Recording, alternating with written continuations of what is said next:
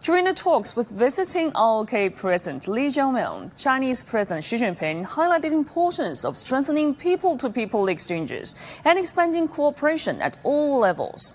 One such story unfolds far from the negotiating table, inside a teacup.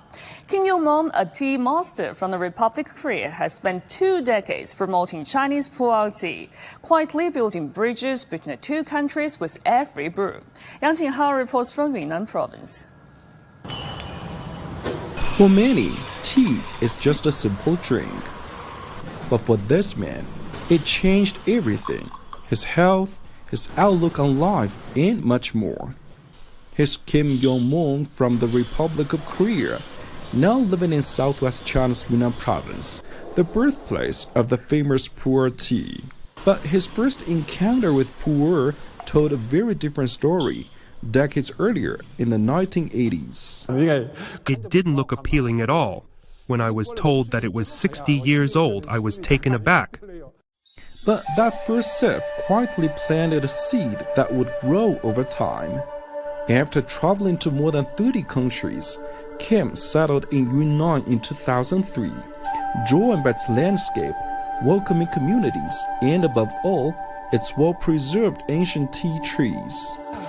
Since then, he has visited major tea-growing regions, searching for high-quality raw materials and learning traditional tea-making techniques from local masters. 4 years later, he launched his own tea brand. I told myself that if I make tea, I must do it properly. I owe that to everyone who buys it. To honor that responsibility, Kim is involved in every step of the production, applying strict standards throughout his factory. He says the key to making good tea is patience. For ripe pu'er, it takes at least 100 days for fermentation, usually 180, sometimes up to 2 years. I think pu'er tea is something beautiful that time itself creates. After nearly 2 decades of dedication, Kim's brand is now well received in the Chinese market.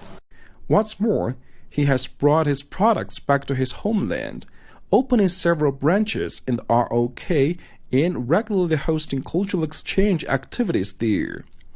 On the day we visited, we also met 2 of his compatriots who had come specifically to see Kim and buy his tea as gifts. Koreans love drinking coffee compared to tea, but some of my friends fell in love into tea, so I was wondering how it is exactly. And I felt that, and wow, smell and also the atmosphere of this place is amazing. I want to learn more about the tea now. Making good tea, as Kim says, is a lifelong undertaking, and he hopes it will help foster exchanges between the 2 countries he calls home. I hope the best of China and ROK can be shared so that people can become true friends and neighbors like family. I'll try to serve as a bridge for that connection.